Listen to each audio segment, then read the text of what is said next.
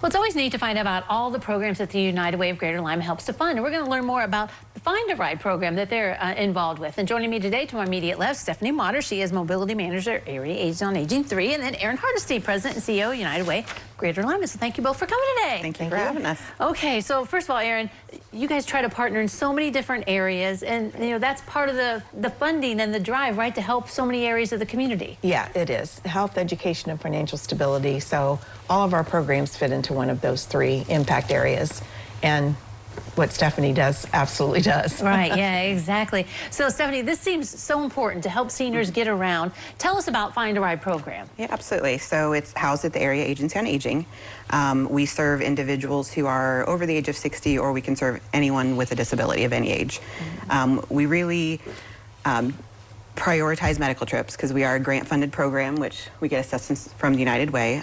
So we try to prioritize those medical appointments to make sure people are getting to those critical dialysis, cancer, all of those things. And then we can do some non-medical transportation as our grant funding allows. But yeah, we do. We have 2 transportation specialists who take calls. So you call us and you get to talk to a person, and they kind of work through any potential transportation options that may be available that maybe the individual doesn't know about. And then if there's nothing, we really can fill the gap or attempt to fill the gap with our Find a Ride program. So do you have partner agencies that you work with too? I mean, where do you get the vans or whatever that's transporting the seniors? Yeah, so we have several different, we actually contract our transportation. So we have several different providers across our 7-county region that will, if they're available, we will reach out to them and they will take those trips on for us. Right, yeah. So, I mean, as you mentioned, getting to the doctor, that is an important thing for seniors, making sure they have medications and things like that. So that's top priority, but, you know, sometimes they just need help with other things too, right? Absolutely, and we do see that. We see individuals reaching out to us for grocery store appointments and things like that, and we try to do those as often as we can and as our grant funding allows. Sure, yeah, exactly. So, is this also a program that helps seniors stay in their home too, or where they're living, to also keep them more independent? Yeah, we are really, that is one of our #1 priorities, is working with individuals to let them age where they want to age. And for a lot of individuals, that's in their home. So we want to, if we can provide them transportation to get to those appointments and get, you know, to those critical places that they need to go, it can hopefully help them age in place.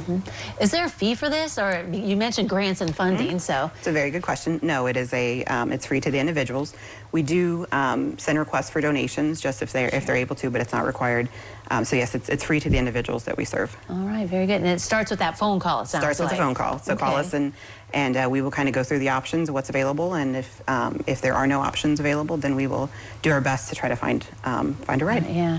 All right. Filling a really needed niche, it sounds like, Aaron, right? And that's why you guys find it so important. Yes, exactly. Yeah, it's very important, because if you can't get to your appointments for medical, what are you going to do? Right, yeah. You know, especially if you can't afford a cab or Uber or something like that. So it's a very important program. Right. That we serve. As we all say, we want to keep them at home and safe and healthy. So, you know, this is finding that niche and helping to fund that. So another reason why you need to donate to the United Way to help out programs like Find a Ride? Exactly, yes. And they can even designate to that program if they want. But they can send in their dollars or whatever. We'd appreciate it.